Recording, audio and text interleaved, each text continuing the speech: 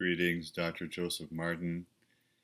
Sri Yukteswar Giri, Wise Avatar. Now, he was born in 1855 in India, and he passed and transitioned into 1936. And I'd like to just start by sharing my personal story with Sri Yukteswar. I was in my early 20s, and I was doing one of my many master's degrees in the history and philosophy of medicine, psychiatry, and science, and I was writing a thesis on the mysticism of Isaac Newton and his ideas about the future and what would be unfolding on planet Earth 500 years after him, which is sort of our time now. And as I was writing away, a book pulled itself out of my bookshelf behind me, and it dropped on the floor. And it would have been a good 8 inches for the book to pull itself out between two other books that was stuffed in beside, and pull itself out about 8 inches and then fall on the floor. And that book was none other than Paramahansa Yogananda's softcover version with the lovely orange gold colors of Autobiography of a Yogi. Now, this was the early 1970s, and back then, worldwide, this book, Yogananda's Autobiography of a Yogi, was one of the most top 3 popular books on university and college campuses in North America. And I read the book, and that's how I got interested into meeting Sri Yukteswar, and it was some kind of a formidable meeting. It was a remembrance of times past as well, and I can honestly say that my life, I often have discussions about all sorts of important scientific endeavors and historical endeavors about the human population and planet Earth with Sri Yukteswar. So bless his holy name and presence, and he too can become a friend of yours, just as Yogananda and Babaji can be as well. Well, a little bit about him, and then we'll get back to some more personal issues about myself and the whole story of why this is important. Now, you know I've done many videos on all the great spiritual masters of the last 150 years, and you might want to look at them all as well, including Yogananda, Vivekananda, and a couple on Babaji around the Mahakranti and around Vedanta. Now, Sri Yukteswar lost his father very early on in his life, and so he became the responsible son and in charge of the family and also the property or land holdings. He was a very bright student early on, and he went to a Christian Missionary College in India where he was living, and also spent 2 years at the Calcutta Medical College. So he has a background in astrology, astronomy, and geography, as well as some aspects of physiology, anatomy, and medical science.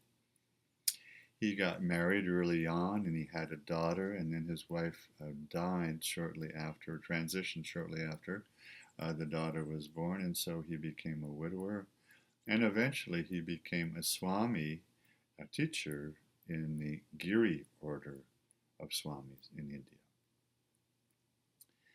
Now, his teacher, his guru, was none other than Lahiri Mahasaya, or Mahashaya as we say in Sanskrit, who was a prime and direct disciple of Mahavatar Babaji, whom I've just mentioned. This is Babaji Nagaraj.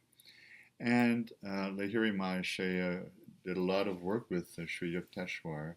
By the way, Sri is not just an honorific here, it is actually part of his name, so we do need to call him Sri Yukteswar. And in his studies, he became a very adept student. And Babaji bestowed on him the name when he knew that he wanted to bring some disciples to Sri Yukteswar. Babaji gave him an honorific of a great Swami.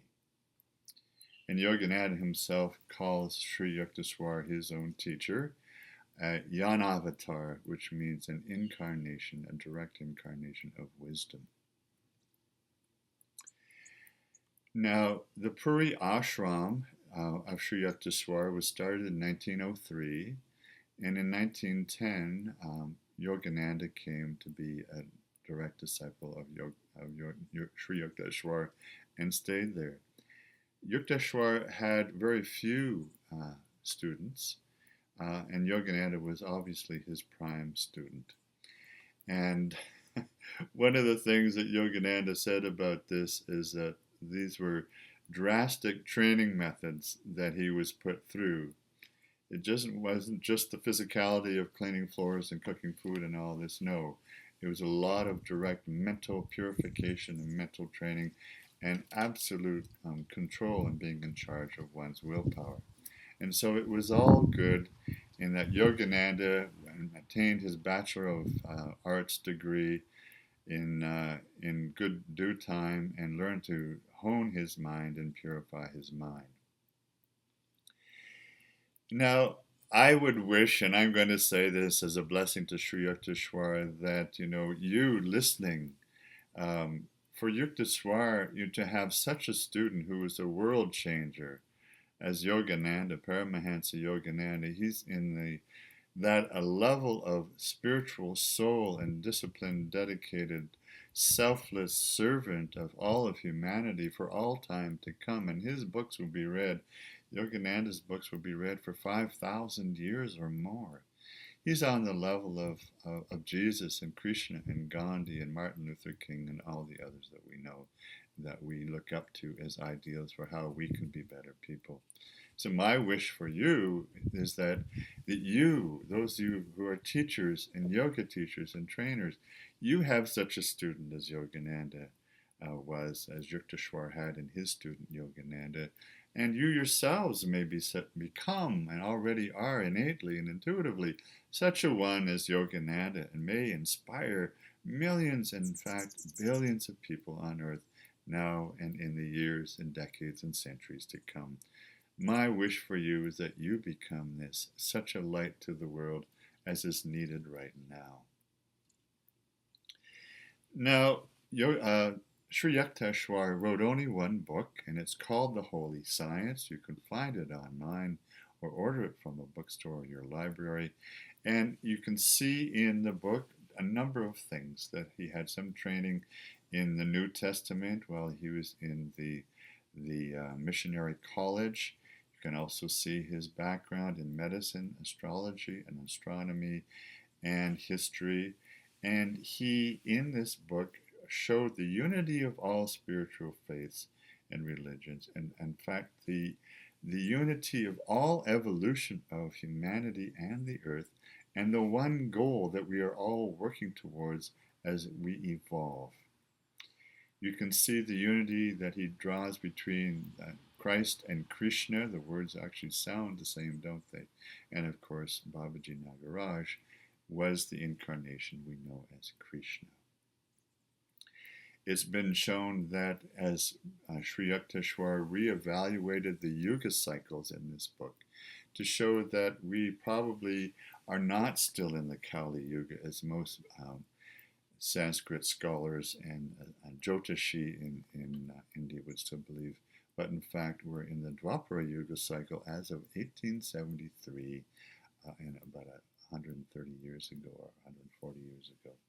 This means we're moving out of the darkness into a greater light, and you can show the concatenation of changes from 1873 moving forward over the last 140 years. For instance, Carl Jung and Sigmund Freud, the birth of psychology, the birth of the new physics, Einstein and quantum mechanics, the Renaissance with art and Impressionism in the art world and in the architectural world, and so much new developments in the medical sciences and all the other sciences, all happened after 1873. So there's good statistical and scientific evidence and historical evidence to show that maybe Sri Yukteswar was right. The Dwapara Yuga cycle started in 1873. Now, Sri Yukteswar was a Jyotishi. It's someone who does a lot of Vedic astrology readings, and he did for his own students, including Yogananda. And he also was, in Ayurvedically medical terms, one who knew the power and the healing remedies in gemstones and bangles, and often gave these to Yogananda and his other shishas or students. Back to The Holy Science by Sri Yukteswar, an amazing book which I've read over and over and over. It's just a slim volume. There's so much in it that's of great value. For instance, um, in his changing of the historical kind of timeline, if you like, by basing through astrology and astronomy, which he was very adept at, extremely adept at, the recalculation of the timeline of the incarnation of great people on earth. So he's shown that the incarnations of Rama and Krishna, in fact, were much more recent than we might have thought. And so we're much closer historically to our psyche and our time and our culture and society. One of the other most interesting points from the book, The Holy Science, is this, that our sun of our solar system is one of a binary star system. Now, most astronomers wouldn't say that. However, there is a Binary Star Institute now open here. In fact, there's James Earl Jones has done a video on the fact that our sun is one of two stars that are in a binary star system. And these two stars revolve around one another every 24,000 years. And 24,000 years is a very significant aspect to our timeline in cultural terms. As Joseph Campbell has often pointed out, the 24,000 year cycle of cultural change on our planet in all societies and mythologies. Now, this is actually corroborated, this fact of the binary star system of our sun with another sun, by the Hopi Indians and many other First Nations and indigenous peoples, not just here on Turtle Island, but around the world. For it was, in fact, just a few years ago, in 2010 to 2012, that the Hopi were looking for and pointing to the blue star, as we call it in our First Nations way. And the blue star, in my determination, is actually Sirius C. That's Sirius. We know Sirius A was the star system from which the Egyptian ancients came to Egypt, and we know that Sirius B is also a star system that astronomers have just found within the last 20 or 30 years. But they have yet to find the fact that there's a star called Sirius C. And this is the star called the blue star. Some say it's a comet. You can find it online. But it's the Hopi blue star that they claim is the binary star or sun that goes with our sun.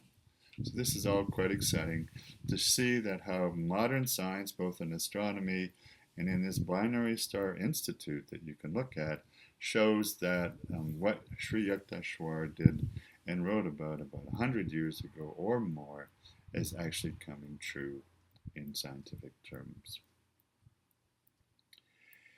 Well, I would wanted to say just a couple of other things here in closing. I would highly recommend you pray and do prostrations to Sri Yukteswar. He's an amazing, wise soul, and he is in the higher realms of the causal plane supporting us all at this time. He's not taking reincarnation. Although after his passing in 1936, he actually appeared, he was buried in his ashram in Puri. He appeared about 2 or 3 weeks later, and you'll find this story in the autobiography of a yogi by Yogananda. It's his personal description of how he was in a hotel room in a distant city in India, and all of a sudden, Sri Yukteswar, after his passing and transition into the spirit world, appeared to him in his body of light, his light body. After our transitioning of any one of us, we will still have our light body. And he did appear from the head down and moved all the way down and eventually appeared all the way down to his feet in Yogananda's hotel room and spoke with him and shared with him the fact that the soul is immortal and eternal. There's no need for tears or fears. Just get over this and realize that I'm still with you, which is what he said to Yogananda.